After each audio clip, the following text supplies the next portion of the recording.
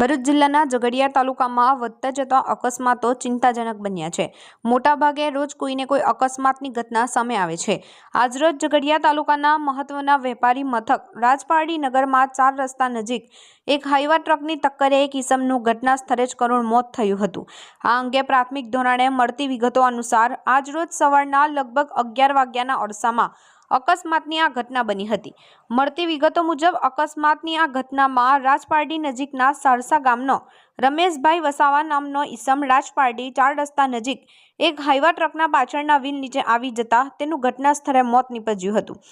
અકસ્માતની જાણ થતાં અકસ્માત સ્થળે લોકટોળા ઉમટી પડ્યા હતા તેમજ મૃતકના પરિવારજનો પણ ઘટના સ્થળે દોડી આવ્યા હતા।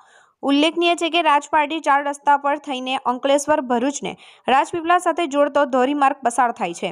આ ધોરીમાર્ગ રાજપીપળાથી આગળ બોડેલી છોટાઉદેપુરના માર્ગ સાથે જોડાતો 24 કલાક વાહનોની રફતારથી ધબકતો રહે છે।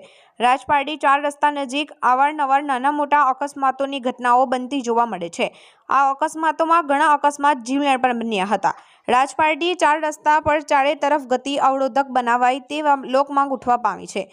તંત્ર તાકીદે વિશાળ જનહિત સંદર્ભે રાજપારડી 4 રસ્તા પર બમ બનાવવા આગળમાં આવે તે જરૂરી છે।